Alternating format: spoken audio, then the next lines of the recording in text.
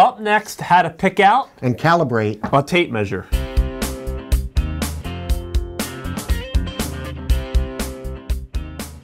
All right, welcome to the Handyguys podcast. We are here with our friends, the tape measures, and we have a whole lot of them. What are they called? Are they? Is it a gander of tape measures? What is it? It's a gaggle. Gaggle.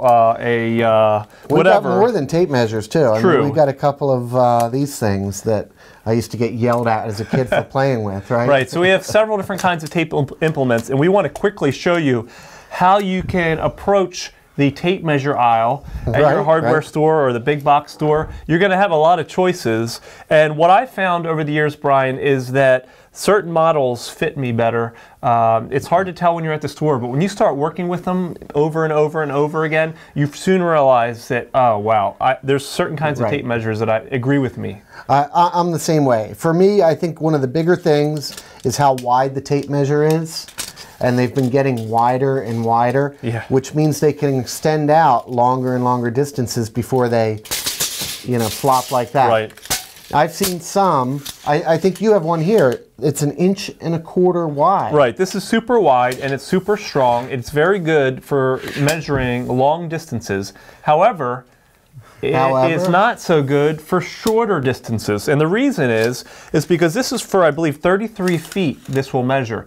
That's great if you're measuring, say, maybe you're for a carpet. You're measuring basement. Someone wants a new carpet or a big room. You want to get a quick measurement, or you want to estimate maybe for drywallers or something like that. Good tool for that because you can stretch it long distances. On the downside, it weighs a lot. It's very heavy. It's pretty bulky. Yes. Yeah, who wants to drag this thing around all the time? And then furthermore, the lock on it has broken, so it doesn't work very good, and it's heavy, and you just want to throw it out. So you got to kind of find a good compromise. Now this one's also a 25-footer, but it's got this lever lock feature, so it kind of locks from the bottom. So if you're down on a surface, you can press it to unlock it by just pressing down. Actually, instead of having the lock on the top, you just you have to reach underneath. No, you can just press down on your work surface. Okay, yeah, and it'll unlock as well. That'll unlock it, so I can go like that. Yeah, and unlock it. Okay, cool. So that's the difference on the lock mechanism. Let's talk about then. You know, we talked about, you know, unless you're an estimator, need big spaces, you may not want the heaviest, biggest tape measure. Something like this is very small. And you can even just drop it in a shirt pocket or something like that. So it's good for up to 10 feet. It's too flexible for a lot of jobs if you're framing or doing something like that. But it's nice to have around in the kitchen drawer or something if you, oh, we need a new chair or something, you can measure a space quickly with that. Right. I like, you know, tape measures in between. My new favorite recently is just a simple old-fashioned metal tape measure because this one is not super heavy and the lock mechanism has been reliable for me. I can lock it in place very easily and move it around. This one, which is plastic, maybe a little lighter, I don't really like this lock mechanism because it's unreliable. It doesn't always work, and you're trying to push it to get it to release, and it just doesn't. It's finicky, and I don't want finicky when I'm trying to measure something over and over again. You know, I've just been putting in baseboards, new baseboards, and it's just you want something that works every time. Now, someone gave this to me. I thought it might be a gimmick, but if you're doing baseboards and you want to measure between 2 points, so from the end of this, like up against the wall, to an opposite wall, you can press the button and it shines. You just aired me out here. Sorry. Okay. And it shines a little laser light onto the opposite wall and then gives you a measurement on the readout, and as long as you're holding it steady, it'll give you the correct readout there. All right, so that's for measuring wall to wall? Right, so whatever this is butted up against to whatever it hits on the opposite. And have you checked to see if it's accurate? Not lately, and I've never used it in a production situation, but it's supposed to be accurate. Okay, and as we'll see, not all tape measures are accurate. We're going to talk about that in a moment, but before we do, why would you want a ruler like this? They call this a Carpenter's rule, and I know everybody had these back in the day. You got yelled at. I got yelled at as a kid for messing with this because people want to, you know. The nice thing about this is it's not going to go out of whack, right? It's always going to stay the same length. The problem with these is if you, with any tape measure, if you just let it coil back in, you're putting pressure, undue pressure on the on the tip, and that can eventually tear out. Right. And your measurements are going to be off a little bit. And can these tape measures stretch at all? Well, let me tell you my stretchy tape story, Paul. All right. So, back in the day, I worked in this hardware store. This woman comes in to get a piece of glass cut, right? She says, I need a piece that's 8.5 inches by 10.5. I don't know what it was. Like, all right, so I go cut her a piece of glass, and on the glass cutter there was the built-in steel tape rules, and I double-checked it with the tape measure. It was all good. I wrapped it up in paper. Off she went. She came back. She said, it's not right. And I said, oh, well, I'll recut it for you. Where is it? Oh, I broke it.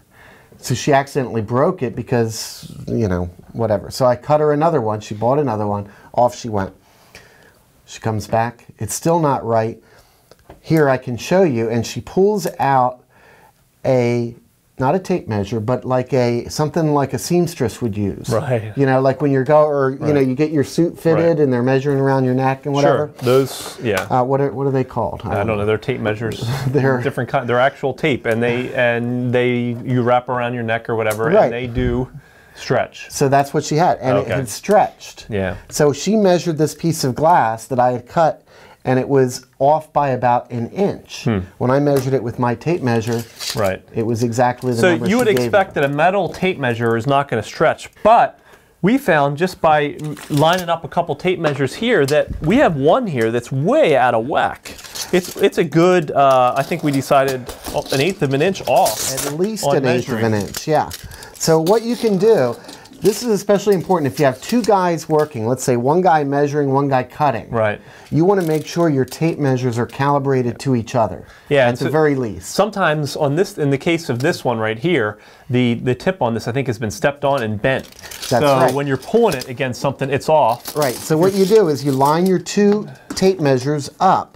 Your one that your cutter is using and the one that your measurer is using, and you make sure. And sure enough, this one is off by quite a bit. You can take a pair of pliers and you can straighten out the faulty tip. It's a good 1/8 of an inch off. And then they're lined up correctly. Right, so now I would just have to straighten this bend out a little bit and we would get it down. And it would be lined up with this And you should probably also test it when you're pushing against something too. Well, that's right. Why are these ends loose, right? Right. The ends are loose because sometimes you're measuring against something and sometimes you're measuring that way. And so you've got to account for the thickness of the tip. That's why they're loose. Okay. Very good. So there you have it. So you want to make sure you calibrate these. I like to just, when I go into a project, if I'm working by myself, I'll make sure whatever one I find that day, tape measure, I keep using that. That's the one you use all day. For the whole thing. That's a good plan. So then I don't run into that problem because I know at least one of mine is off. All right. So overall, Brian, in closing, what would you say about the tape measures? I mean, is the laser where things are going, or should we continue to buy the old-fashioned tape measures, or what? This is not going to have the laser with the sonic thing. It's not going to have the versatility of this. Okay. You're not going to be able to just say, you know, how big is this? What is the size of this? Right. Right. That doesn't do that. Okay. So that's really from endpoint to endpoint. Between 2 points, yeah, and that's about it. Okay. Now it can do stuff like it can add, it does math and other stuff like that. But I think the bottom line for me is one that can extend out a nice distance. It's got a good lock on it that I'm comfortable with. It's not too heavy, and it's got the length that I need, but not more than I need. Yeah, and the one feature I really like about these is they don't require batteries, so you don't have to worry about suddenly it stopped working. That's right. All right, there you have it. Tape measures. Oh, by the way, these are great stocking stuffers. It's that time of year, you know. That's right. Get the handy guy in your life, a little stocking stuffer. You can always use another tape measure, pretty much. So there's an easy hint. All right. All right. Thanks for watching. Thanks. See ya.